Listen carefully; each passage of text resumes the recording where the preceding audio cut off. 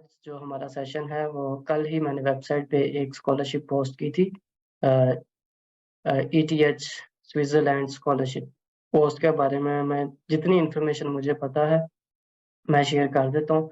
और screen share पे मैं उसका ऑनलाइन अप्लाई का पोर्टल का लिंक और उसकी रिक्वायरमेंट्स, स्कॉलरशिप की अमाउंट कितनी है और किस डिग्री की स्कॉलरशिप है, जितनी इन्फॉर्मेशन मुझे पता है मैं वो आप लोगों के साथ शेयर करूँगा। तो उसके बाद हम एक क्वेश्चन आंसर सेशन रखेंगे इसी में, ताकि अगर कोई आपका क्वेश्चन है जिसका मैं आंसर दे सकता हूँ अपने नॉलेज के मुताबिक, तो वो हम उसे अकोमोडेट कर लेंगे। अच्छा जी, मैं स्क्रीन शेयर करने लगा हूँ। अ, मुझे जो है ना मैसेजेस में बता दें थोड़ा-सा, स्क्रीन शेयर हो रही है आप लोगों को? मुझे तो चैट में ऊपर शो हो जाएगा। अच्छा, एक तो जो इटली वाला, जितने भी लोग अगर इटली का समझ के आए हैं ना इस सेशन में, तो उन लोगों को मुझे मेरी प्रीवियस रिकॉर्डिंग मिल गई होगी ऑलरेडी। वो पूरी रिकॉर्डिंग यूनिवर्सिटी ऑफ पादुआ पे है, तो काइंडली उसे एक दफ़ा देख लीजिएगा। ये जो सेशन है ना स्पेशली इस स्कॉलरशिप पे है, तो इटली वाला भी मैं टाइम टू टाइम करता रहूँगा। अच्छा जी, पहले तो ग्रुप में आपको पोस्ट मिल गई होगी, स्कॉलरशिप 5 साइट पे ये पोस्ट अवेलेबल है, कोई देखना चाहे तो जाके देख सकता है। ये होम पेज होता है हमेशा वेबसाइट का। मुझे तो ये भी समझ नहीं आती, बहुत सारे लोग कहते हैं कि हमें स्कॉलरशिप ही नहीं मिल रही, वेबसाइट पे किस जगह पड़ी है। तो जो भी आपको ग्रुप में अपडेट आती है वो फर्स्ट पोस्ट अवेलेबल होती है वेबसाइट पे, होम पेज या फर्स्ट या सेकंड, ठीक है? तो अब कल हंगरी हंगरी वाली की थी, तो इसका सेशन इंशाल्लाह मैं इस पे डिटेल्स थोड़ी-सी खुद करके ना करूँगा। नेक्स्ट सेशन उम्मीद है मैं इसी पे ही करूँ। और आज लेकिन स्विट्ज़रलैंड वाली थी, तो इस पे हम देख लेते हैं। ये पोस्ट अवेलेबल है साइट पे, यहाँ पे आप इस पे क्लिक करेंगे तो आपको पोस्ट ओपन हो जाएगी। ETH Zurich master scholarship 2023 in Switzerland study in Europe, ये इसका टाइटल है। ज़्यूरिख जो है स्विट्ज़रलैंड का एक सिटी है और ये स्विट्ज़रलैंड की स्कॉलरशिप है। इसे मास्टर्स एक्सीलेंस स्कॉलरशिप भी कहते हैं। टाइटल से आपको आइडिया हो जाएगा, ये मास्टर्स की स्कॉलरशिप है। और इसकी अगर आप डिटेल्स पढ़ेंगे तो यहाँ से आपको सारी डिटेल्स मिल जाएँगी कि मास्टर्स डिग्री अवेलेबल है इसमें, और इसकी लास्ट डेट जो अप्लाई किया वो 15 दिसंबर है। आज है आई थिंक 16 नवंबर और 17 नवंबर। काइंडली स्क्रीन पे जो है ना पेंटिंग्स ना करें, पेंटिंग का कोर्स कहीं और कर लीजिएगा जाके, यहाँ पे स्क्रीन क्लियर रहने दें रिकॉर्डिंग के लिए। अ, ठीक है, 15 दिसंबर इसकी डेडलाइन है। उसके बाद इसमें फंडिंग भी अवेलेबल है, ठीक है? फंडिंग के अमाउंट मैं अभी आप लोगों को बता देता हूँ। यहाँ से जो सारी है ना इसके बारे में बेसिक इन्फॉर्मेशन लिखी हुई है, तो ये जब आप साइट पे जाके पढ़ेंगे तो आपको समझ आ जाएगी। मैं सिर्फ जो है ना मेन इन्फॉर्मेशन के बारे में बताऊँगा जिससे हमारा ज़्यादा ताल्लुक है। यूनिवर्सिटी का नेम है ईटीएच ज़्यूरिख, कंट्री है स्विट्ज़रलैंड। मास्टर्स की स्कॉलरशिप अवेलेबल है और ड्यूरेशन जो है ना स्कॉलरशिप का इंटरनेशनल स्टूडेंट के लिए, आप इंटरनेशनल स्टूडेंट हैं, ठीक है? क्योंकि आप स्विट्ज़रलैंड से हैं। तो 3 टू 4 इयर्स का ये स्कॉलरशिप हो सकता है। वो डिपेंड करता है प्रोग्राम की लेंथ पे, तो उन्होंने एक राउंड अबाउट दे दी है। लास्ट डेट ऑलरेडी बता चुका हूँ मैं। अच्छा जी, फंडिंग जो है ना, candidates will receive funding for their tuition, books and living costs. CHF ये स्विट्ज़रलैंड की करेंसी है और 12,000 फॉर ईच सेमेस्टर। अगर 6 मंथ का सेमेस्टर है फॉर एग्ज़ाम्पल, तो आपको 12,000 सीएचएफ अमाउंट मिलेगी स्कॉलरशिप। अ और जो ट्यूशन कॉस्ट है वो बिल्कुल उस पे डिस्काउंट मिल जाएगा। मेरे ख़्याल से आपका ट्यूशन कॉस्ट बिल्कुल ज़ीरो हो जाएगी और ये जो अमाउंट होगी ये आपके एक्सपेंसेस बियर करने के लिए होगी। अब आप 12,000 को डिवाइड कर लें 6 पे, तो पर मंथ आपको 2,000 जो स्विट्ज़रलैंड की सीएचएफ करेंसी है इसमें अमाउंट मिलेगी। यहाँ पे मैंने इसको कन्वर्ट किया हुआ है वैसे पाकिस्तानी रुपीज़ में, आप लोगों को ज़्यादा लालच देने के लिए जब आप अमाउंट देखें तो। अ, ये देखें, जब आप इसको 12,000 को कन्वर्ट करेंगे तो ये ऑलमोस्ट 28 लाख पाकिस्तानी रुपीज़ बनेगा, ठीक है? तो आपको 6 मंथ्स में 28 लैक्स और if I am not wrong 1 year में आपको तकरीबन 56 लैक्स रुपीज़ मिलेंगे। 2 ईयर में 1 करोड़ से ऊपर अमाउंट मिल जाएगी। लेकिन 2000 पर मंथ है, तो ऑब्वियसली आपने इसमें से एक्सपेंसेस करने हैं और स्विट्ज़रलैंड एक एक्सपेंसिव कंट्री है। इवन के अब मैं जिस सिटी में रह रहा हूँ, इस सिटी से थोड़ा-सा दूर ही है स्विट्ज़रलैंड, मतलब ऑस्ट्रिया, स्विट्ज़रलैंड जो है, मैं इस साइड पे ही है, जर्मनी, ऑस्ट्रिया, स्विट्ज़रलैंड। तो मतलब ये भी मेरा रीजन भी थोड़ा-सा एक्सपेंसिव काउंट होता है इटली में। तो आगे ऑस्ट्रिया स्पेशली जो स्विट्ज़रलैंड है उसके तो सब सिटीज़ एक्सपेंसिव हैं, तो ये डिपेंड करता है वहाँ पे जाके आपके अकोमोडेशन की कॉस्ट क्या मिली आपको 700 यूरोज़ में एक अपार्टमेंट मिल रहा है या 1000 यूरो में मिल रहा है या 500 में मिल रहा है और आपकी लिविंग कॉस्ट क्या है। बहरहाल 2000 I think more than enough है आपके सारे एक्सपेंसेस मेंटेन करने के लिए। एप्लीकेशन ऑनलाइन सबमिट होगी इसकी, ठीक है? लेकिन इसके लिए आपको एक थीसिस जो है ना थीसिस मास्टर्स के थीसिस का प्रपोज़ल सबमिट करवाना पड़ेगा। उसकी क्या रिक्वायरमेंट्स हैं, मैं अभी आप लोगों को इनकी वेबसाइट से दिखाऊँगा। और 2 रेफरेंस लेटर्स रिक्वायर्ड हैं। रेफरेंस लेटर का मैं ऑलरेडी काफ़ी दफ़ा बता चुका हूँ कि आपको अपने प्रोफ़ेसर से मिलेंगे पाकिस्तान की यूनिवर्सिटी से, तो आपको एक लेटर लिख के देते हैं जिसे रेफरेंस लेटर कहते हैं, जिसमें प्रोफ़ेसर आपकी क्वालिटीज़ के बारे में बताता है और यूनिवर्सिटी इसको काफ़ी कंसिडर करती है इन चीज़ों को। और आपको ऑब्वियसली अपना date of birth, country of residence, full name, phone number वग़ैरह ये सब कुछ आपको ऐड करना है एप्लीकेशन में और जो आपका मास्टर्स का थीसिस होना चाहिए या थीसिस का प्रपोज़ल होना चाहिए और जो मोटिवेशन है लेटर जो है उसमें प्लेजराइज़्म नहीं होना चाहिए। ऐसे ना हो कि आप मेरा या किसी भी आदमी का प्रपोज़ल उठाएँ और उसे कॉपी पेस्ट करके उन्हें सेंड कर दें, ठीक है? ये भी परेशान नहीं होना प्रपोज़ल के बारे में मैं बता देता हूँ क्या गाइडलाइन है और आप किस तरह लिख सकते हैं। ठीक है, अब इसके हम जाते हैं अगर आपने यहाँ से इसकी ऑफ़िशियल वेबसाइट पर जाना है, तो ये अप्लाई नाउ का। ये भी मेरी रिक्वेस्ट है कि काइंडली जो भी पोस्ट होती है उसको तसल्ली से पढ़ लिया करें, वेबसाइट पे एंड पे ऑफ़िशियल लिंक दिया होता है। मेरा कोई नुकसान नहीं हो रहा है कि मैं एक पोस्ट आपको कर दूँ और उसपे ऑफ़िशियल लिंक ना दूँ और आप लोग उसको ढूँढने के लिए इधर-उधर भागते फिरें। हज़ारों मैसेजेज़ अवाम को आ रही होती है, पहले उन्हें पोस्ट नहीं मिलती और फिर वो कहते हैं ऑफ़िशियल लिंक तो आपने दिया ही नहीं होगा साइट पे। तो ये देखें, ये मैं आपको शो कर रहा हूँ, इसी तरह हर पोस्ट के एंड पे अप्लाई नाउ या click here to visit official website के नाम से एक बटन बना होता है, आप इस पे क्लिक करेंगे, तो आपके पास original website, official website open हो जाएगी जिसकी वो स्कॉलरशिप है। अच्छा जी, ये डायरेक्ट ही पेज का हमने दिया हुआ है, excellence scholarship and opportunity programme.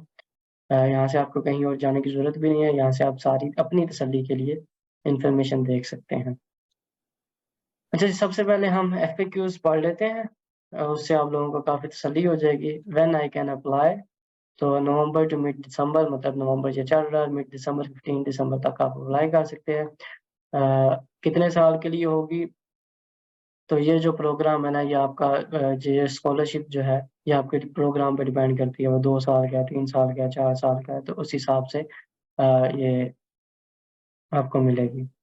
Grant is paid out in 3 to 4 instalments. अब इस तरह नहीं होता कि आप चाहें कि आपके 3 साल का प्रोग्राम है, तो वो आपको जो है ना अ, 36,000 जो है ना स्विस करेंसी दे दें इकट्ठा ही।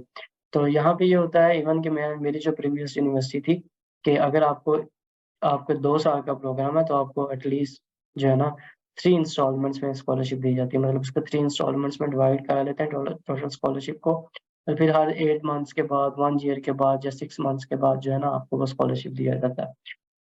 How is the grant paid? Obviously आप जब स्विट्ज़रलैंड आ जाएँगे, आपको स्विस अकाउंट इवन कि इटली में भी यही रिक्वायरमेंट चलती आ रही है कि पहले आपको इटली आना पड़ेगा, आपको एक इटालियन बैंक अकाउंट में अपना अकाउंट बनवाना पड़ता है, उसके बाद आप पे स्कॉलरशिप ट्रांसफ़र होती है। तो इवन कि स्विट्ज़रलैंड में भी उन्होंने यही रिक्वायरमेंट रखी हुई है। तो ये जब आप लोग आ जाएँगे तो उसके बाद ही आपको स्कॉलरशिप का अमाउंट मिलेगा। ऐसे नहीं हो सकता कि आपको पाकिस्तान बैठे हुए पाकिस्तान में आपको स्कॉलरशिप ट्रांसफ़र करें और फिर आप जी आएँ, ठीक है? इस चीज़ को अपने ज़हन में रखना है आपने। और ये नहीं थोड़ी-सी ये रिक्वायरमेंट भी नहीं है कि आप एक प्रोग्राम में आ रहे हो, थोड़ी देर बाद आपका ज़हन तब्दील हो गया, तो आप कहें कि अब मैं इसे ट्रांसफ़र कर दूँ। तो आपको सेम उसी डिग्री को कंप्लीट करना पड़ेगा, ट्रांसफ़र नहीं हो सकती किसी और प्रोग्राम में। और will I continue to receive the grant during my exchange semester at another university. अच्छा, अब समटाइम्स ये होता है, मैंने भी ये किया था कि मेरे मास्टर्स प्रोग्राम के मुताबिक मैंने के दरमियान मैंने इरास्मस प्लस पे अप्लाई करके क्रोएशिया की एक यूनिवर्सिटी थी, यूनिवर्सिटी ऑफ ओज़िएक, उधर से मैंने अपना थीसिस किया था। लेकिन मैंने वो इसलिए किया था कि एक तो मेरी सिलेक्शन हो गई थी और दूसरी उसकी रीज़न ये थी मुझे उसके लिए पैसे भी मिल रहे थे जाने के लिए। इवन कि जो मेरा पहले वाला स्कॉलरशिप था वो भी मिल रहा था, लेकिन जो मुझे इरास्मस प्लस की अमाउंट थी वो भी एक्स्ट्रा मिल रही थी। तो लेकिन इस केस में इनके केस में वो जो ग्रांट है वो नहीं मिलेगी, तो इसलिए बेटर है कि आप जो है ना इसी डिग्री को अपनी कंटिन्यू रखें और इसी यूनिवर्सिटी से पूरी डिग्री कंप्लीट करें। अच्छा अगेन अब मैं तेज़-तेज़ थोड़ी-सी ये इन्फॉर्मेशन बता रहा हूँ, तो कुछ इन्फॉर्मेशन गलत भी हो सकती है। हो सकता है मुझे कुछ चीज़ अंडरस्टैंडिंग में मुझे समझ ना आए, तो अगर आप लोगों को लगे कि मैंने कुछ इन्फॉर्मेशन गलत कर दी है, गलत बता दी है, तो काइंडली वो फिर आप मुझे टेक्स्ट मैसेज करके बता भी सकते हैं कि आपने ये वाली चीज़ थोड़ी-सी गलत बता दी थी। अच्छा जी, will I still receive the grant if I complete my master's thesis at another university? You will continue to receive the grant during the period in which you are completing your master's thesis and this does not exist the standard duration of your study program. तो ये आपने इन दोनों चीज़ों का ना थोड़ा-सा clearly exchange semester का फ़र्क और ये थीसिस वाला फ़र्क देख लेना है, क्योंकि एक केस में वो कह रहे हैं कि आपको फंडिंग मिल सकती है। I have to complete a compulsory internship. Will I still receive the grant? आपको एक इंटर्नशिप करनी पड़ेगी 10 वीक्स की और इसके दरमियान जो है ना आपको after returning the scholarship continues during the normal duties of the duration of the studies. ठीक है, ये मतलब बहुत सारे क्वेश्चन हैं, आप लोग इजीली खुद भी पढ़ सकते हैं, मेरा मकसद सिर्फ दिखाना था। अच्छा जी, अब हम अगर बैक पे जाते हैं इसी ऑफिशियल पेज पे, तो यहाँ पे लिखा हुआ है ये अप्लाई का पोर्टल है, ई अप्लाई ऑनलाइन मास्टर एप्लीकेशन। उसके बाद ये एलिजिबिलिटी क्राइटेरिया है कि आपका ए ग्रेड होना चाहिए बैचलर्स में, और ए ग्रेड से अब आप आइडिया लगा लें, आई थिंक 80% होंगे या 75% या इस तरह। अपनी यूनिवर्सिटी में आप देख लें आपको किस ग्रेड, कौन से ग्रेड में आपकी डिग्री जा रही है। Please make sure to be reachable under the telephone number specified in your CV. अब आपने अपनी सीवी में जो ईमेल एड्रेस देना है या आपने अपना टेलीफोन नंबर या मोबाइल फ़ोन नंबर देना है, वो आपका ऐसे ना हो कि अप्लाई करने के 2 महीने बाद या 1 महीने बाद या थोड़े से टाइम के बाद आपका बंद हो जाए, ठीक है? क्योंकि हो सकता है कि आपको इंटरव्यू के लिए कॉल की जाए या आपको वैसे किसी कम्युनिकेशन के लिए उस पे आपको रीच आउट किया जाए। अ, मेरे साथ इस तरह हुआ था, लाइक रशियन स्कॉलरशिप पे मेरा एक एडमिशन हुआ था और यूनिवर्सिटी ऑफ वेरोना का मेरा इंटरव्यू था। तो उन दोनों केसेज़ में मेरा स्काइप पे इंटरव्यू हुआ था। तो इस तरह आपका भी इंटरव्यू हो सकता है। और एप्लीकेशन डॉक्यूमेंट्स क्या हैं? ये गाइडलाइन का प्रपोज़ल उन्होंने दिया हुआ है और उसके अलावा हम देखते हैं क्या चाहिए। वैसे भी मैंने देखा था, रेफरेंस लेटर आपको स्टार्ट में ही बता दिए। तो रेफरेंस लेटर चाहिए, मोटिवेशन लेटर चाहिए और एक आपको मास्टर्स का थीसिस का प्रपोज़ल जो है ना वो सबमिट करवाना पड़ेगा। और स्कॉलरशिप की अमाउंट मैं ऑलरेडी आपको बता चुका हूँ, 12,000 पर सेमेस्टर है, जो कि ऑलमोस्ट पाकिस्तानी रुपीज़ में 28 लाख रुपीज़ बनती है। और सिलेक्शन जो क्या है, 60 स्कॉलरशिप्स अवेलेबल हैं, ठीक है? और मेरे ख्याल से 60 स्कॉलरशिप्स बहुत बड़ी अमाउंट है, किसी एक यूनिवर्सिटी जो आपको ऑफ़र कर रही है। तो इनका अपना ये वैल्यूएशन प्रोसीजर इन्होंने लिखा हुआ है, final decision for awarding scholarship in the excellence scholarship and opportunities rest with the rector of ETH. Obviously उनके रेक्टर डिसाइड करेंगे। The exact number of scholarship depends on the availability of funds. अब ज़रूरी नहीं है कि उन्होंने इधर 60 लिखा है तो उन्होंने 60 कैंडिडेट्स पूरे करने हैं। तो उन्होंने अपने फंड्स के हिसाब से भी डिसीजंस लेने होते हैं। हो सकता है कि अगर उनको ज़्यादा फंड्स मिल जाएँ तो वो नंबर ऑफ सीट्स इंक्रीज़ कर दें, हो सकता है उनको उनके फंड्स का शॉर्टेज हो तो वो नंबर ऑफ सीट्स 50 कर दें, 40 कर दें। तो सीट्स भी डिफाइंड नहीं है, लेकिन उन्होंने एक अप्रॉक्सिमेट अमाउंट जो नंबर है ना सीट्स का वो दे दिया हुआ है। अब इसका जो रिज़ल्ट आपको मिलेगा तो वो मार्च में जाके डिसीजन आएगा। तो आप अंदाज़ा लगा लें, आप दिसंबर में अप्लाई कर रहे हैं, जनवरी, फ़रवरी आपको ऑलमोस्ट 2 टू 3 मंथ्स इसका वेट करना पड़ेगा डिसीजन का। अच्छा जी, एक तो मैं आप लोगों को दिखा दूँ, ये फ़ाइल है प्रपोज़ल की, इसे मैं ग्रुप में शेयर कर दूँगा। यहाँ पे रिक्वायरमेंट्स दी हुई हैं कि आपका प्रपोज़ल है, फॉर एग्ज़ाम्पल आप किसी मास्टर थीसिस में अप्लाई करना चाह रहे हैं, आप मास्टर्स की डिग्री में अप्लाई करना चाह रहे हैं, तो उस डिग्री से रिलेटेड आपको प्रपोज़ल सबमिट करवाना पड़ेगा। उस प्रपोज़ल की रिक्वायरमेंट्स हैं, टाइटल होना चाहिए, उसका इंट्रोडक्शन होना चाहिए, ऑब्जेक्टिव्स एंड गोल्स, बैकग्राउंड और prior work, time tables and milestones. जो आपने टाइम टेबल डालना है, मतलब वो जो प्रपोज़ल बनाना है वो इतना इतना ही बनाना है कि उस रिसर्च वर्क को आप 4 टू 6 मंथ्स में कवर कर सकें। अब यहाँ पे बहुत सारे ऐसे लोग होंगे जिन्हें प्रपोज़ल बनाना नहीं आता, तो मुझे भी नहीं आता, ठीक है? अच्छे वाला बनाना। तो उसके लिए मैं इंशाल्लाह ग्रुप में अभी थोड़ी-सी सर्च आउट करके जो है ना 2-3 फाइल शेयर करूँगा, जिससे आपको आइडिया हो जाएगा कि आप लोगों ने प्रपोज़ल्स कैसे बनाने हैं। और लेकिन आपने बेसिक स्ट्रक्चर जो है ना वो ये फ़ॉलो करना है, title, introduction. Proposal for example मैं जिस तरह मैंने मास्टर्स में काम किया, मुझे उसके लिए प्रपोजल की ज़रूरत तो नहीं थी, लेकिन मेरा काम जो है पॉलीफिनोल्स पे था, एप्पल्स एंड ऑरेंजेस पे। तो इस तरह आप ऑब्वियसली आपका कोई ना कोई रिसर्च इंटरेस्ट होगा, उस रिसर्च इंटरेस्ट से रिलेटेड आपने पेपर्स फाइंड आउट करने होते हैं और एक डिफरेंट आइडिया के साथ आपने एक प्रपोजल बनाना होता है कि मैं इस चीज़ पे काम करूँगा, ये इसका बैकग्राउंड है, ऑलरेडी इस पे ये काम हुआ है और मैं आगे इस पे ये काम कर सकता हूँ। तो ये मैं जब आप लोगों के साथ ग्रुप में फाइल शेयर करूँगा तो आप जो है उसको ज़्यादा अच्छे तरीके से अंडरस्टैंड कर सकते हैं। अच्छा जी, इसके बाद हम आते हैं इसके ऑनलाइन पोर्टल पे। अगर आप ई अप्लाई पे क्लिक करेंगे इधर से, तो आपका ऑनलाइन पोर्टल ओपन हो जाएगा।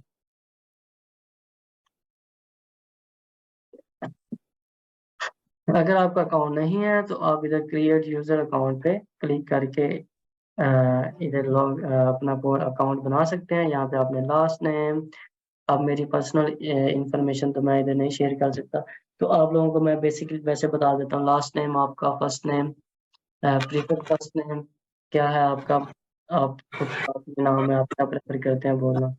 अच्छा जी, date of birth, country of birth Pakistan, place of birth जो भी आपका सिटी है, लाहौर, गुजरांवाला, फैसलाबाद, भावनगर, मुल्तान, जो भी है। नेटिव लैंग्वेज पंजाबी है, उर्दू है। और स्विस सिक्योरिटी नंबर ये ऑप्शनल है, इसलिए आप इसे छोड़ सकते हैं। Country of citizenship obviously Pakistan, यहाँ से आपने अपनी फ़ोटो अपलोड करनी है। और ईमेल, और आपको एक पासवर्ड और रिपीट पासवर्ड, मतलब आपने एक ये इन चीज़ों को फॉलो करके password must consist of at least 6 character plus 2 digits maximum 32 characters. इस फॉर्मेट को फॉलो करके एक पासवर्ड अपना लिखना, और बेटर है कि उसे साइड पे किसी का सेव कर लीजिएगा, क्योंकि बहुत सारी जगहों पे जब आप अप्लाई कर रहे हो तो आपको भूल जाते होते हैं। तो एडिशनल जो इन्फॉर्मेशन है, आपको अपना एड्रेस के बारे में बताना पड़ेगा। आपका एड्रेस क्या है, पाकिस्तान इधर से कंट्री आ जाएगा। आपका एड्रेस का country code sorry zip code क्या है, जिप कोड होता है पोस्टल एड्रेस जिस पे आपकी पोस्ट आ सकती है। और टाउन और परमानेंट एड्रेस है या स्टडी एड्रेस है ये, और मोबाइल फ़ोन नंबर वगैरह अपना देना है।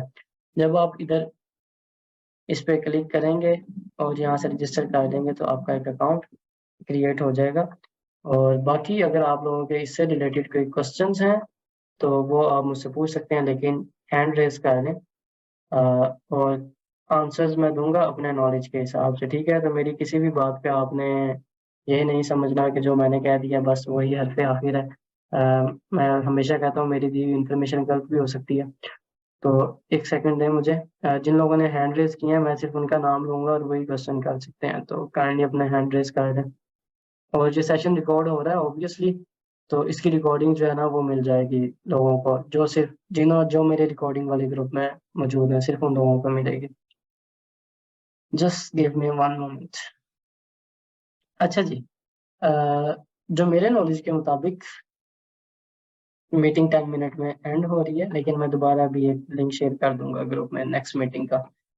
अ, अच्छा जी, जो मुझे अभी तक पता है कि इसमें मास्टर्स की डिग्री अवेलेबल है कंप्यूटर साइंस में, एडवांस स्टडीज़ इन इकोनॉमिक्स में, advance studies in life sciences में, advance studies in technology management में, और advance studies in master of science in business administration में।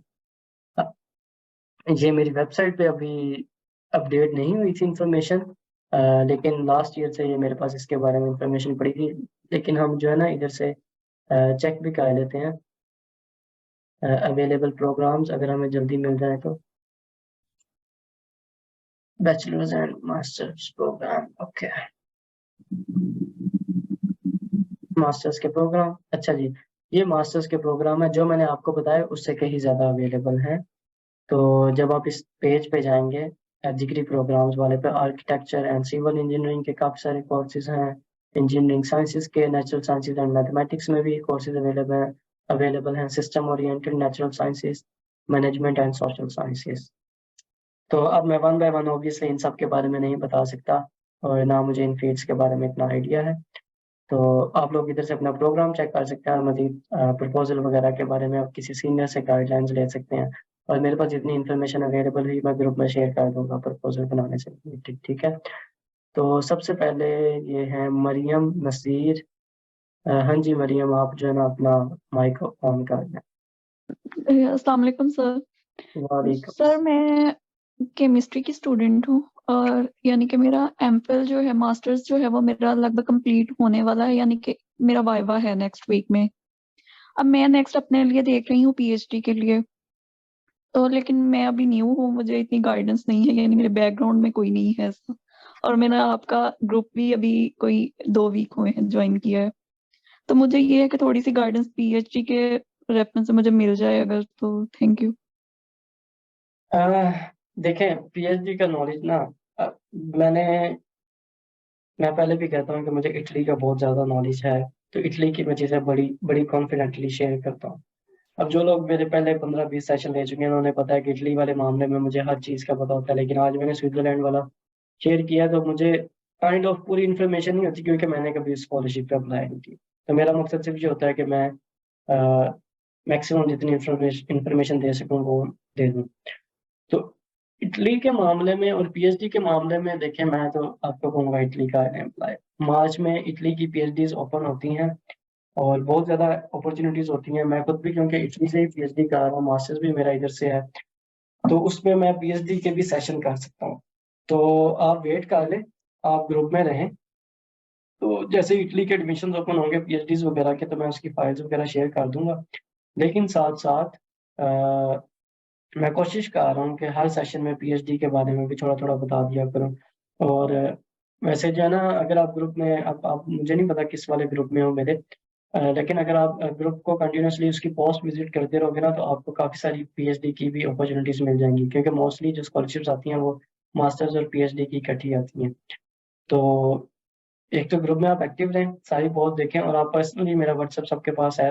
हाँ, मुझसे रिप्लाई नहीं होते सब लोगों को, तो आप मुझे मतलब टेक्स्ट कर सकती हैं बार-बार, जब मैं देख लिया करूँगा तो मैं ट्राई करूँगा आपकी हेल्प करने में, ठीक है? Thank you so much sir. आप जरूर शेयर करिएगा पीएचडी के, अगर आपको कोई भी इंफॉर्मेशन आए तो। अच्छा जी, नेक्स्ट है अ, कामरान। अस्सलामुअलैकुम वहाब भाई, कैसे हैं? वालेकुम अस्सलाम, अल्हम्दुलिल्लाह, आप कैसे हैं? अच्छा वहाब भाई, मैंने कहना ये था, बल्कि पूछनी थी एक दो बातें। मेरा ना बैचलर्स कंप्लीट होने वाला है, ये दिसंबर में मेरा रिजल्ट आ जाना है और ट्रांसक्रिप्ट वगैरह मिलेगी मुझे ना जनवरी में। सही है। तो उसके लिए एक तो कंफर्म कर दें कि क्या मैं इस एप्लीकेशन को अप्लाई कर सकता हूँ, क्योंकि लास्ट डेट तो ये शायद 15 दिसंबर की। तो क्या रिजल्ट पेंडिंग है अभी मेरा, इसके लिए अप्लाई कर सकता हूँ? सेकंड थिंग, अगर आपने बताया इटली का, तो अगर मुझे मास्टर्स के लिए इटली वगैरह को अगर चूज करना हो तो उसका क्या क्राइटेरिया वगैरह होगा, उसके बारे में थोड़ा गाइड कर दीजिएगा। अ, इटली के बारे में एक तो ना आप यूनिवर्सिटी ऑफ पादुआ वाली वीडियो देख लें, वो मैं ग्रुप में शेयर कर दूँगा, ठीक है? और दूसरी चीज़ ये है कि इस पे मेरा नहीं ख्याल आप अप्लाई कर सकते हैं क्योंकि उन्होंने ऑलरेडी बैचलर्स की डिग्री माँगी है। इटली वाले जितने भी अपॉर्च्युनिटीज़ ओपन होंगी, आप सब पे एलिजिबल हैं अभी भी। तो अभी यूनिवर्सिटी ऑफ पादुआ के एडमिशन ओपन हुए हैं, आप उसके वाला सेशन देख लें, आपको काफ़ी सारी चीज़ें जो है ना उसकी क्लियर हो जाएँगी। और मज़ीद जितने भी यूनिवर्सिटीज़ के ओपन होंगे, मैंने उन पे वन बाय वन जो है ना हर यूनिवर्सिटी पे एक सेशन ट्राई किया है कहीं ना। तो अगर आप सेशन जॉइन करते रहेंगे तो आपको खुद ही सारी चीज़ें क्लियर हो जाएँगी। मैं बार-बार चीज़ें इसलिए रिपीट नहीं करता क्योंकि ना बहुत सारे लोग इसमें पुराने हैं तो उनके लिए वो बड़ा बोरिंग हो जाता है कि हर दफ़ा जो है ना 8, 10, 15 नए लोग आते हैं और जो है ना हमें सारी पुरानी इन्फॉर्मेशन बार-बार सुननी पड़ती है। तो अगर आप कंटिन्यूअसली जॉइन करते रहेंगे तो आपको ईज़िली पता चल जाएगा चीज़ों का, ठीक है? अच्छा, एक क्वेश्चन और था, माजरत आपको तंग कर रहा हूँ जी। कि मैं ना मतलब काफी अरसे से आपकी वेबसाइट वगैरह विजिट करता रहता हूँ, और ग्रुप में भी, और जिस ग्रुप में मैं हूँ ना उसके आगे ना H16 लिखा हुआ। तो मैं ना स्टेट रहा था, या आप कुछ रीजंस की वजह आप पास कट से, गई है। मुझे ना थोड़े से एक दो दोस्तों ने ये भी बताया कि ना जो इटली है ना उधर स्कॉलरशिप बेस पे भी हो जाती हाँ जी, इटली है, इधर स्कॉलरशिप थोड़ी बेस सी पे। वो बता दें। जी जी, स्कॉलरशिप वगैरह बेस पे थोड़े से, अगर इटली कौन कौन सी स्कॉलरशिप होती हैं वो थोड़ा सा बता दें, बाकी मैं आपकी वीडियोस वगैरह फॉलो कर लूंगा। यार इटली में ना आपको मेरिट बेस्ड स्कॉलरशिप भी मिलता है, फी वेवर स्कॉलरशिप भी मिलता है और अगर वो दोनों ना मिले तो एक रीजनल बेस्ड स्कॉलरशिप होता है। मैं इटली जो है फी वेवर स्कॉलरशिप मुझे मिला था यूनिवर्सिटी की तरफ से, लेकिन जो बाद में मैंने रीजनल बेस पे अप्लाई करके उसमें अब तो उन्होंने अमाउंट भी उसकी बढ़ा दी है तकरीबन 7,000 यूरोस। तो वो आपकी फाइनेंस बेस पे अप्लाई होता है, पाकिस्तान से आपको एक डॉक्यूमेंट लेना पड़ता है एफबीआर से कि आपकी मंथली इनकम कितनी है आपकी फैमिली की, तो उसकी बेस पे मिलता है। तो इटली में जितने भी मास्टर्स प्रोग्राम होते हैं सारों को वो स्कॉलरशिप एलिजिबल होता है, तो आप में से जो भी इटली आएगा वो उसी स्कॉलरशिप पे आएगा मेरी तरह। चलिए बहुत शुक्रिया, थैंक यू गाइडलाइन के लिए, जज़ाकल्लाह। अच्छा जी, आपने पूछा है ब्लॉक अकाउंट का। नहीं, इटली में आपको ब्लॉक अकाउंट नहीं चाहिए। ऑलमोस्ट जो है ना 20 लाख पाकिस्तानी रुपीस आपके अकाउंट में होने चाहिए as a bank statement available होना चाहिए, लेकिन वो ब्लॉक अकाउंट नहीं काउंट होगा। सिंपल मतलब आप उसे जब मर्जी विड्रॉ करवा सकते हैं। ठीक है, थैंक यू सो मच। अच्छा जी, ये कोई QC है, अब मुझे नाम नहीं पता। अस्सलाम वालेकुम सर। वालेकुम अस्सलाम सर। सर कैसे हैं आप, ठीक हैं? अल्हम्दुलिल्लाह जी, आप कैसे हैं? अल्हम्दुलिल्लाह ठीक। सर इसके लिए आइट्स रिक्वायर है स्विट्जरलैंड के लिए? जी, इसके लिए आइट्स रिक्वायर होगा जरूर। मेन रिक्वायरमेंट में तो वहाँ पे नहीं लिखा हुआ था इस लिखा यूनिवर्सिटी। नहीं हुआ। आप इसके लिए जो है ना, मैं 100% श्योरिटी से नहीं कह रहा, पर मोस्टली अपॉर्चुनिटीज के लिए आइट्स रिक्वायर होता है। तो आप इसका एक ये काम कर सकते हैं, उन्होंने ईमेल दिया होगा वेबसाइट पे ना कॉन्टैक्ट के लिए। आप उन्हें ईमेल अच्छा। भेजें एक कि आपने एक्सीलेंस का स्कॉलरशिप ऑफर की हुई है, लेकिन उसकी रिक्वायरमेंट्स में आइट्स की रिक्वायरमेंट नहीं लिखी हुई, तो बता दें। और अगर आपको वो रिस्पांस दे दें तो काइंडली मुझे भी जो है ना आप इन्फॉर्म कर दीजिएगा। मैं वीडियो में या किसी तरीके से डिस्क्रिप्शन में जो है ना अटैच कर दूंगा। लेकिन मुझे ये लगता है आइट्स की रिक्वायरमेंट ज़रूर होगी, but let's see, I hope so ना हो। लेकिन यार आइट्स कायल हैं आप लोग, आइट्स के अगर आप आइट्स नहीं करेंगे ना, आप किसी भी जगह अप्लाई नहीं कर सकेंगे। ऑलमोस्ट जो है ना सब जगह आप फिर चाइना जापान और उधर के ही रह जाएंगे, आप इस साइड पे नहीं आ सकते। और आइट्स बहुत इजी है अगर ट्राई करना चाहे तो। ये अपना आपकी कंट्री के लिए मिनिमम कितना होना चाहिए आइट्स में? इटली 6.5 हो सकती है, डाटा भी आ जाता है, सब कुछ आ जाता है। ओके, जज़ाकल्लाह। ओके। सैफुल्लाह कुरैशी कुरैशी। क्या जी अस्सलाम वालेकुम। ऑर्डर पास नहीं होता? अस्सलाम यार, ये कौन है भाई? काइंडली अपना जो है ना हाँ, मर्जी है लोगों की, मैं जो है ना फिर कहते हैं गुस्सा करते हैं आके। जी सैफुल्लाह साहब हुक्म करें। अच्छा जी, मैंने आपसे बात जो पूछनी थी वो ये है कि ये आपने मेरा ख्याल है ये कल इंस्टाग्राम पे लगाया था, तो मैंने इसे देखा, इसकी जाके रिक्वायरमेंट्स देखी हैं। तो इन्होंने जो सबसे मेजर रिस्ट्रिक्शन लगाई है कि हम क्लास के जो टॉपर्स हैं उन्होंने लिखा हुआ है कि हम टॉप 10% ऑफ द स्टूडेंट्स को रखेंगे एप्लीकेंट्स में भी। तो ये एक थोड़ी सी रिस्ट्रिक्शन ज्यादा स्ट्रिक्ट हो जाती है कि इसके अंदर तो बड़े लिमिटेड एप्लीकेंट्स आएंगे।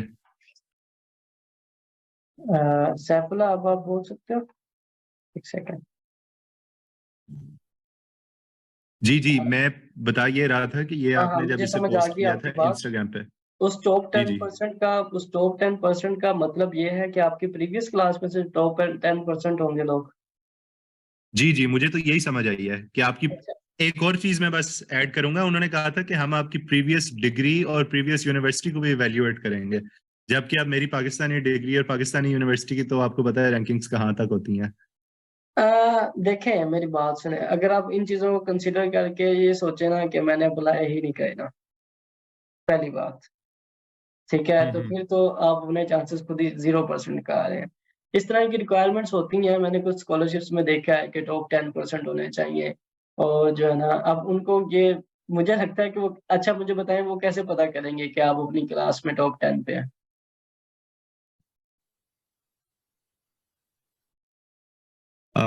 उनके पास तो कोई ऐसा मेथड नहीं, वो बस ओवरऑल आपका जीपीए देख सकते हैं, ऐसे ही है। मेथड अगर है तो कोई बताएं, आप नहीं है ना मेथड। तो मेरा ख्याल है कि बस ये पता नहीं एक मुझे इसके पीछे लॉजिक नजर नहीं आती, हो सकता है कोई लॉजिक हो या कोई मेथड हो। तो मुझे यही लगता है कि इस चीज की इसका कोई वो नहीं है, इतना इशू इस चीज का होता। और दूसरी बात, अगर आप ये कहें ना कि आपकी यूनिवर्सिटी को एवेल्युएट करेंगे, ये चीजें वगैरह करेंगे, तो आपको रिस्क जरूर लेना चाहिए, अप्लाई जरूर करना चाहिए। यूनिवर्सिटी की वैल्यूएशन और बाकी चीजें बाद में है, फिर इस तरह तो फिर जो है ना जो टॉप रैंक यूनिवर्सिटीज होंगे सिर्फ उनके बच्चों को एडमिशन मिलेगा। तो अगर आपको अप्लाई करने के बाद एडमिशन नहीं भी मिलता तो एटलीस्ट आपका एक एक्सपीरियंस तो है ना अप्लाई करने में, और अगर मिल जाता है तो जस्ट इमेजिन 12,000 आपको मिल रहा है सेमेस्टर का, और स्विट्जरलैंड जैसे कंट्री में आप रह रहे हैं, तो और क्या चाहिए। आप आइएगा फिर आपको सैर करवाएंगे वहां पे। मैं इंशाल्लाह जा रहा हूँ यार दिसंबर में फिनलैंड, लेकिन अभी तक मैं स्विट्जरलैंड नहीं गया, बाकी 6-7 कंट्रीज गया हूँ। स्विट्जरलैंड बहुत एक्सपेंसिव है, तो मैं उसका टूर बड़ा सोच समझ के रखूंगा। अच्छा अच्छा, जी। दूसरी एक चीज, हाँ जी, हाँ जी, बोलो। आप इजाजत दें, एक एक चीज बस मैंने और पूछनी थी, वो ये थी कि आपने जो अपनी अभी यूनिवर्सिटी का जिक्र किया था, बुल्सानो, इसके अलावा आपने वेरानो का, वेरोना है या वेरानो जो भी है, उसका वीरोना। भी आपने जिक्र किया था। जी जी। तो उन्हें बेसिकली मैंने जो अपनी इंजीनियरिंग के लिहाज से जो कुछ यूनिवर्सिटीज की लिस्ट बनाई थी इटली की, तो उनमें जब मैंने जाके चेक किया है, तो इस तरह तो हमारे पास काफी ज्यादा ऑप्शंस आ जाती है ना। इटली में जब अप्लाई करेंगे हमारे पास आई गेस कोई 20+ यूनिवर्सिटीज होंगी जिनमें इंटरनेशनल आप कर सकते हैं डिग्री। हाँ जी। तो इसमें, हाँ जी, तो इसमें अब हम नैरो डाउन किस तरह करेंगे कि हम टॉप वाली को सबसे पहले देखेंगे, या जो बॉटम वाली या मिड वाली 5-6 में अप्लाई कर दें? क्योंकि आपने ये कहा था कि आप 5-6 में अप्लाई करें, उसके बाद आपके जहां बना उनमें से आप कर लें फिर। देखें, अब जो है ना, अब आज एक जगह मैं पोस्ट पढ़ रहा था, उधर लिखा हुआ था यूनिवर्सिटी ऑफ जिनोवा है इटली की। तो उधर वो लड़का शायद यूनिवर्सिटी ऑफ जिनोवा से मास्टर्स कर रहा है, तो उसने किसी लड़के को सजेस्ट किया हुआ था कि आप यूनिवर्सिटी ऑफ जिनोवा में अप्लाई ना करें, एडमिशन बहुत मुश्किल है। ठीक है, तो इस तरह जो मैं यही कहूंगा कि आप अगर आपने 5 यूनिवर्सिटीज में अप्लाई करना है, तो आप 2 टॉप रैंक उठाएं, ठीक है, अच्छी यूनिवर्सिटीज उठाएं, एक मिडल वाली उठाएं और 2 नॉर्मल से यूनिवर्सिटीज उठाएं, ताकि आपका अगर अच्छी यूनिवर्सिटी या मिडल वाली में नहीं होता तो आपके कहीं जो लोअर रैंक वाली यूनिवर्सिटीज है उनमें चांसेस बने। मेरे केस में मैंने यूनिवर्सिटी ऑफ पादुआ और यूनिवर्सिटी ऑफ विरोना में अप्लाई किया था। मेरा यूनिवर्सिटी ऑफ विरोना में भी एडमिशन हुआ था, लेकिन उसकी रीजन ये थी ना जाने की, और पादुआ और विरोना सिर्फ 30 मिनट्स के डिस्टेंस में है, और मुझे विरोना ज्यादा पसंद है। बहुत प्यारा सिटी है, छोटा सा सिटी है, बहुत खूबसूरत है। तो लेकिन मैं उधर इसलिए नहीं गया था कि मैं वहाँ पे उस टाइम पे 2 साल पहले वो एक स्कॉलरशिप ऑफर कर रहे थे जिसकी अमाउंट थी 8,000 यूरोज पर ईयर, और वो शायद 3 या 2 स्कॉलरशिप्स अवेलेबल थी, लेकिन लिस्ट में मेरा नाम तीसरे या चौथे नंबर पे था, तो मैं उस स्कॉलरशिप के लिए एलिजिबल नहीं था। तो फिर मैंने कहा नहीं, पादुआ ज्यादा अच्छी यूनिवर्सिटी है, तो पादुआ से जो है ना मैं रीजनल वाली स्कॉलरशिप पे चला जाऊंगा। तो ये आपको थोड़ा सा जो है ना, यार मुझे टाइम नहीं मिल रहा, नहीं तो मैं कोशिश करके एक प्रॉपर लिस्टिंग वगैरह करके ना शेयर करवा सकता हूँ इंशाल्लाह। मुझे भी जी, वॉलंटियर्स थैंक ने यू। ना 10-15 दिन के जिम्मे में काम लगाऊं, और वो जो है ना मुझे मेरे काम करके दे दिया करें। इस यूनिवर्सिटी से जोड़ने वाले सेशंस मैं कर दिया करूंगा। अब देखो, मेरा इशू ये है कि मेरी पीएचडी भी है, मैंने डेली जाना होता है, शाम को वापस आना होता है, फिर बाकी सारे आपको पता है काम वगैरह करने होते हैं। तो ये सेशन मेरे ख्याल से मैं 10 दिन बाद कर रहा हूँ, क्योंकि मुझे टाइम ही नहीं मिल रहा था। तो मेरे लिए फिजिबल नहीं है हर चीज की इतनी, जिसे कहते हैं ना, डेप्थ में जाकर उन पर रिसर्च करके मैं कोई सेशन करूँ।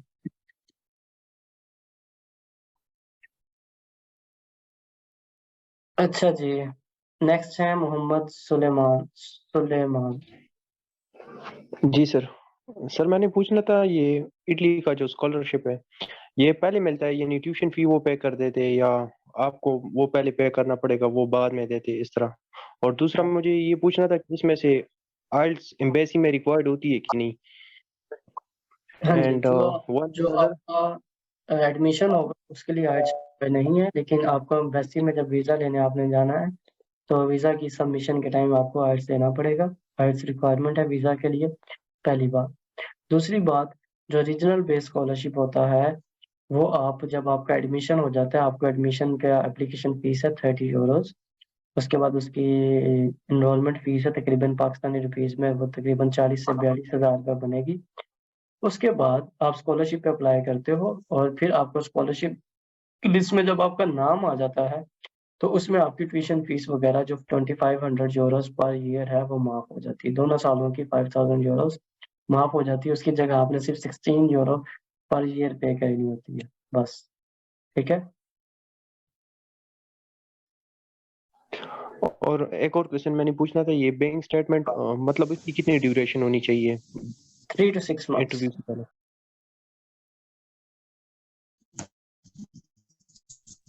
ठीक है। अच्छा जी, उमैर शेख। जी अस्सलाम वालेकुम। वालेकुम अस्सलाम।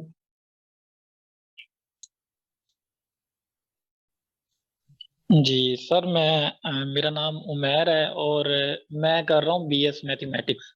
अभी मेरा 6 सेमेस्टर चल रहा है, तो मेरे पास 1 साल है कि मैं अपना एक फॉरेन स्टडी का मास्टर्स के लिए एक टारगेट सेट करूं। तो मुझे एक पैटर्न आप बताएं कि मैं क्या करूं और 1 साल तक ये सारी रिक्वायरमेंट पूरी, इटली और ऑस्ट्रेलिया की स्कॉलरशिप के लिए। अ, पहले तो मेरी तरफ से माजरत, क्योंकि ऑस्ट्रेलिया की मुझे अभी तक इतनी इन्फॉर्मेशन नहीं है कि मैं आपको उसके लिए गाइड करूं, ठीक है। और लेकिन इंशाल्लाह मैं उस पर थोड़ी सी वर्किंग करूंगा। ऑस्ट्रेलिया नहीं, ऑस्ट्रेलिया। सॉरी। मैं ऑस्ट्रेलिया की बात कर रहा हूँ, ऑस्ट्रेलिया नहीं। ऑस्ट्रिया आई की। थिंक ऑस्ट्रिया का कह रहे हैं ये। ऑस्ट्रिया की बात कर रहे हैं आप? जी जी अच्छा, ऑस्ट्रिया का मैं जी जी। आपको बता दूं, ऑस्ट्रिया की ना आईएसटी यूनिवर्सिटी है और एक दो और यूनिवर्सिटीज हैं। अगर आप वेबसाइट पे जाओगे ना scholarshiphive.com पे, तो वहाँ पे आपको ऑस्ट्रिया की एक दो अपॉर्चुनिटीज मिलेंगी, ठीक है। और उनका भी थोड़ा सा ये है कि वीज़ा प्रोसीजर्स का तो मुझे इतना आइडिया नहीं है कि वीज़ा प्रोसीजर्स का क्या सिस्टम है उनका। लेकिन अब देखें, आप 6 सेमेस्टर्स में है ना, आप ये काम कर सकते हैं कि अभी से अब आपको पता है कि दिसंबर का सेशन चल रहा है, स्कॉलरशिप्स ओपन हो रही हैं। आप हर स्कॉलरशिप की पोस्ट पे जाएं, उनकी रिक्वायरमेंट्स देखें, उनकी फंडिंग देखें, उनमें अपने कोर्सेज सेलेक्ट करें। सबसे पहले आपने उन स्कॉलरशिप्स की लिस्ट बनानी है जिसमें आपका प्रोग्राम अवेलेबल है, ठीक है। जब आपको पता चल जाए, अभी टाइम टू टाइम आपको सारी लिस्ट देख के पता चल रहा है कि इस ये स्कॉलरशिप दिसंबर 15 को ओपन हो रही है, 12 जनवरी इसकी डेडलाइन है, तो इसमें मेरा कोर्स अवेलेबल है। आप उसकी सारी डिटेल्स अपने पास लिखें, सारी उसकी फाइल बनाएं, उसकी क्या क्या रिक्वायरमेंट्स हैं, ठीक है। इस तरह नैरो डाउन करते जाएं स्कॉलरशिप्स को इस साल, ठीक है। अगर आप अगला साल जिस तरह आप अप्लाई करना चाह रहे हैं, अब इटली के केस में भी देखें, ऑलमोस्ट सब स्कॉलरशिप्स की पोस्ट जो होंगी या मेरे सेशंस होंगे, आप उनमें जो है ना देखें कि अच्छा, यूनिवर्सिटी ऑफ पादवा इसमें कंप्यूटर इंजीनियरिंग का कोर्स है, तो नेक्स्ट ईयर मतलब आप ऑलरेडी उसमें, आपको मोटिवेशन लेटर चाहिए, सीवी चाहिए। आपके पास जब टाइम हो, आप एक उसके लिए अच्छा सा मोटिवेशन लेटर, अच्छी सी सीवी, और जो डिग्री प्रोग्राम है उससे रिलेटेड कोई इंटर्नशिप कर लें या उससे रिलेटेड कोई कोर्स कर लें। और कोर्स का मैंने पूरा प्रोसीजर बताया हुआ है अपने एक सेशन में, कैसे आप उसका फ्री सर्टिफिकेट ले सकते हैं। तो आपके पास देखो अभी 1 साल है, आप चीज़ों को जो है ना नैरो डाउन करके डिफरेंट स्कॉलरशिप्स को एंड पे 7 से 8 स्कॉलरशिप या 10 स्कॉलरशिप्स को टारगेट कर सकते हैं कि ये ऐसी 10 स्कॉलरशिप हैं, उनके ओपन होने से पहले नेक्स्ट ईयर आपको उनके बारे में सारी इन्फॉर्मेशन पता होगी, क्योंकि हर साल उसने ओपन तो होना ही है, ठीक है। तो उनके डॉक्यूमेंट्स प्रिपेयर करें, उनकी सीवीज प्रिपेयर करें और फिर अप्लाई करें। अब हमारे केस में होता पता है क्या, हम लोग क्या करते हैं, हम लोग कहते हैं यूनिवर्सिटी ऑफ पादवा की डेडलाइन है 2 फरवरी, हम अप्लाई कर रहे होते हैं 1 फरवरी की रात को, उससे 15 मिनट पहले हम सीवी बना रहे होते हैं, उससे 15 मिनट पहले हम एसओपी बना रहे होते हैं। तो उस तरह एडमिशन नहीं होते। जो एडमिशन कमेटी होती है वो आपके डॉक्यूमेंट्स को देखती है, आप चीज़ों को देखती है, और स्पेशली एसओपी के मामले में जब तक आप उसे 5-6 दफ़ा रिफाइन नहीं करते ना, वो अच्छी नहीं बनती। तो एक तो आप इटली को ज़हन में रखें, लेकिन इटली का मैं हमेशा बताता हूँ वीज़ा के थोड़े से इश्यूज होते हैं, तो इटली के साथ साथ आप हंगरी की स्कॉलरशिप आई हुई है, उस पर मैं नेक्स्ट सेशन करूँगा, उसको देख लीजिएगा। हंगरी की डिप्रेशन स्कॉलरशिप है, इस तरह की स्विट्जरलैंड वाली है, इसको चेक करें। तो आपको थोड़ी सी मेहनत करनी पड़ेगी, मैं यही कह सकता हूँ। समझ आई कुछ आपको? ओके जी सर, समझ आई होंगी। ओके जी। अच्छा जी, लास्ट क्वेश्चन मैं ले रहा हूँ, बस उसके बाद जो है ना खत्म करेंगे सेशन। तंजीलुर रहमान। अस्सलाम वालेकुम। वालेकुम अस्सलाम। क्या हाल है भाई, खैरियत है? अल्हम्दुलिल्लाह जी, आप कैसे हैं? भाई मैंने यूनिवर्सिटी ऑफ पीसा के लिए अप्लाई करना है, जिसके एडमिशन दिसंबर में स्टार्ट होंगे। तो उसके लिए मेरे पास अभी यूनिवर्सिटी की ट्रांसक्रिप्ट भी है, इसके अलावा इंग्लिश प्रोफिशिएंसी सर्टिफिकेट भी है जो यूनिवर्सिटी से मैंने मंगवाई है। और इसके अलावा कौन से डॉक्यूमेंट्स मैं रेडी कर रखूं पहले से ही? अब मैं आपको इस तरह तो नहीं, मुझे याद है फिंगर टिप्स पे कि किस यूनिवर्सिटी में कौन सा डॉक्यूमेंट चाहिए, वो तो जब उसके एडमिशन ओपन होंगे तो मैं उसे क्लियर करूँगा, लेकिन बेसिक मैं आपको बेसिक बता देता हूँ। अच्छा जी, जो बेसिक जो है ना हर जगह 3 चीज़ें तो 3 में से ये चीज़ें ज़रूर चाहिए होती हैं, सीवी, मोटिवेशन लेटर। अब आप यूनिवर्सिटी अगर आप पहले से ही एम करके बैठे हैं, अपना एम बना के बैठे हैं, तो आपको पता भी होगा उसमें कौन-सा प्रोग्राम अवेलेबल है। उस प्रोग्राम का कोर्स कैटलॉग खोलें पिछले साल वाला, देखें उसमें कौन-कौन से कोर्सेज़ वो पढ़ा रहे हैं। उससे रिलेटेड आप अपनी एक अच्छी मोटिवेशन लेटर अपना प्रिपेयर कर सकते हैं, ठीक है? कवर लेटर टाइप बना सकते हैं एहतियातन, मोस्टली वो चाहिए तो नहीं होता। और सीवी यूरोपास पे अच्छी-सी बना सकते हैं। प्रोफिशिएंसी लेटर आपके पास है और पासपोर्ट समटाइम्स रिक्वायर होता है कि अप्लाई के टाइम ही होना चाहिए, तो अपना पासपोर्ट अप्लाई कर दें।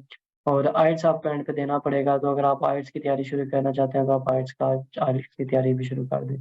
लेकिन पीसा वगैरह के मामले में पीसा भी थोड़ी-सी मेरे ख्याल से थोड़ी-सी वेल नोन यूनिवर्सिटी है, तो आपको ये सजेस्ट करूँगा कि जैसे ही उसकी एप्लीकेशन ओपन हो, आप उस पे अप्लाई करें। ठीक और है? दूसरी बात ये है कि डॉक्यूमेंट्स वेरीफाई करवाने हैं, जैसे एचईसी से हो गए, ये यूनिवर्सिटी के अ, जो। नहीं, एडमिशन के लिए वेरीफ़ाई करवाने की ज़रूरत नहीं है, लेकिन जो है जब आपको एडमिशन हो जाएगा ना और आप वीज़ा के लिए अप्लाई करेंगे, तो उस टाइम जो है आपको वेरीफ़ाई करवाना पड़ेंगे, तो अभी आपको ज़रूरत नहीं है पैसे लगाने की। अगर आप अमीर हैं, ठीक है, तो फिर करवा लें टाइम से, बाद में आपको जो है ना लास्ट मोमेंट पे ईज़ी रहेगा आपके लिए चीज़ों का मैनेज करना। अगर आपके पैसे हैं, आप स्पेंड कर सकते हो, तो बेहतर है अभी वेरीफ़ाई करवा लें अपने डॉक्यूमेंट्स। चले ठीक है, thank you very much. Welcome. Waqar Ahmed. अच्छा मेरा ये क्वेश्चन है कि जो अभी आज आपने स्कॉलरशिप बताया ना, मैंने इस पे किया है अप्लाई। उसके पोर्टल पे 2 चीज़ें आ रही हैं, आपको आइडिया होगा शायद आपने अप्लाई किया हो मतलब दूसरी यूनिवर्सिटीज़ में। एक है परमानेंट एड्रेस है और दूसरा स्टडी एड्रेस है। तो इसमें हाँ मुझे जी। थोड़ी-सी कन्फ्यूजन हो रही है कि जो परमानेंट एड्रेस है वो तो मेरा पाकिस्तान का है, ठीक है? तो जो स्टडी एड्रेस है वो भी यही दूँ क्योंकि मेरे पास तो अभी एक ही करंट एड्रेस है। नहीं, आप उसपे सेम दे सकते हैं। स्टडी एड्रेस से मुराद यही होगा कि आप किसी और यूनिवर्सिटी में पढ़ रहे हैं या किसी और कंट्री में हैं, तो उधर का आप एड्रेस दे सकते हैं ना, या मतलब किसी और सिटी में हैं। तो परमानेंट एड्रेस से मुराद ये होता है जहाँ पे आप मतलब जाते हैं, यू नो पेरेंट्स का घर या आपका जो ज़ाती घर है, ठीक है। ठीक है, वो वो हमारा जो करंट एड्रेस और जो परमानेंट इधर पाकिस्तान में चलता है वो चीज़ उन्होंने की हुई है। हाँ जी, बिल्कुल, बिल्कुल। आप सेम भी लिख सकते हैं और मेरे ख़्याल से उन्होंने उसको शायद अब मैंने गौर नहीं किया, हो सकता है उसपे कंपल्सरी भी ना हो ना डालना। तो अगर नहीं, वो कंपल्सरी कंपल्सरी है, कंपल्सरी किया हुआ है वो, अच्छा, मैंने अच्छा, किया अच्छा। तो तो आप कंपल्सरी किया हुआ सेम है भी उसको। लिख सकते हैं, उसका इतना इश्यू नहीं होगा। और या आप अपनी चलें यूनिवर्सिटीज़ का डाल सकते हैं जहाँ से आप डिग्री कर रहे हैं। क्योंकि एंड पे वो आपको कॉन्टैक्ट या उन्होंने कॉन्टैक्ट आपको करना है या आपके फ़ोन नंबर पे, और मोस्टली वो अगर आपको ईमेल से ही कॉन्टैक्ट करेंगे। एड्रेस का इतना ऐसा इश्यू नहीं होता चीज़ों में। ठीक है और सेकंडली मेरा ये मतलब डायरेक्टली रेलेवेंट क्वेश्चन तो नहीं होगा आपको, लेकिन ये है कि यहाँ पे मेरा एक दोस्त गया है रिसेंटली मतलब मैंने उसको बताया था तो उसने मेरे से भी जो है क्विक रहा है, मास्टर्स के लिए उसने अप्लाई किया था यूनिवर्सिटी ऑफ पीसा में। आई थिंक उसका एडमिशन भी हो गया और वो जब चला गया इटली पहुँच गया था, उसने भी बताया। तो वो 2 दोस्त थे, एक इधर से था, उसने इस्लामाबाद से अप्लाई किया था लेकिन उसको अपॉइंटमेंट नहीं मिली और वो अभी भी यहीं पे है। लेकिन दूसरा था वो कराची से उसको मिल गई कॉन्सुलेट से और वो चला गया इटली मतलब यूनिवर्सिटी ऑफ पीसा में जो है वो अब उसका एडमिशन भी हो गया, वो जा भी रहा है। ये अपॉइंटमेंट का कोई है आपका नॉलेज के मतलब कि अगर अपॉइंटमेंट ही नहीं मिलती और आपका एडमिशन सारा हमने किया अप्लाई सब कुछ किया है और अपॉइंटमेंट इस्लामाबाद नहीं दे रहा, इस्लामाबाद एम्बेसीज जो हैं लेट कर रही हैं, तो उसका क्या किया जाए? क्योंकि 1-2 दोस्त हैं मेरे जिन्होंने मेरे से कॉन्टैक्ट किया, कह रहे हैं कि यार हमारा टाइम गुज़र गया, दिसंबर में हमारा इनटेक था या हम क्लासेस थी, तो हमें टाइम ही नहीं मिला एम्बेसी से। अच्छा जी, एक तो रीज़न ये है कि जो इटालियन यूनिवर्सिटीज़ है ना, ये एम्बेसी के मामलात में इंटरफेयर नहीं करती और उन्हें अलाउ भी नहीं है, ठीक है? तो ये जितने मर्ज़ी एडमिशन्स दे दें एम्बेसीज़ को इस चीज़ से कोई फ़र्क नहीं पड़ता। उन्होंने जो वीज़ाज़ देने होते हैं ना, अपनी अवेलेबल जो उनके पास अमाउंट है वीज़ाज़ की, या जो उन्होंने एक थ्रेशोल्ड रखा हुआ है, उतने तक ही देते हैं। अब ये जो है ना, मैंने एक सेशन में पहले भी इस बात को बताया हुआ है। इस चीज़ का कोई सॉल्यूशन नहीं है। जो कराची वाला मामला है ना, अब जो लोग आई थिंक कराची से हैं, सिंध से हैं और केपीके वाले हैं ना, वो कराची से अप्लाई कर सकते हैं। अब कराची में गैरिस के थ्रू जो है ना वीज़ा एप्लीकेशन सबमिट होती है, तो वहाँ पे इंटरव्यू भी नहीं होता, कुछ भी नहीं होता। तो वो एक तरह से उन लोगों की लक कह लें कि उधर वीज़ा लगना बहुत ईज़ी है, क्योंकि गैरिस वाले ऑलरेडी जो है ना डॉक्यूमेंट्स कंप्लीट करके एम्बेसी को भेजते हैं, तो उधर ऑलमोस्ट 100% चांसेस होते हैं वीज़ा की अपॉइंटमेंट भी मिल जाती है और वीज़ा भी लग जाता है। लेकिन हम सारे लोगों के केस में जो इस्लामाबाद से हैं या पंजाब से हैं, इन लोगों का हमें ना बहुत सारे इशू फेस करना पड़ता है। एक तो अपॉइंटमेंट्स नहीं मिलती, ये बात बिल्कुल ठीक है और मैं पहले भी बता चुका हूँ सेशंस में। जिन लोगों को मिलती हैं फिर वीज़ा रिजेक्ट भी होते हैं और वीज़ा एक्सेप्ट ऑब्वियसली कुछ लोगों के होते हैं, जिस तरह मेरा हो गया। तो इसका सॉल्यूशन एक है, जो मेरा एक्सपीरियंस है पर्सनल, कि जब आप 4 से 5 यूनिवर्सिटीज़ में अप्लाई कर रहे होते हैं ना, तो आप कोशिश करें किसी यूनिवर्सिटी से आपको फी वेवर स्कॉलरशिप या मेरिट स्कॉलरशिप मिल जाए पहले। जाना आपने एंड पे रीजनल पे ही है, वो इटली में आके या इस तरह चेंज हो सकती है कि मैं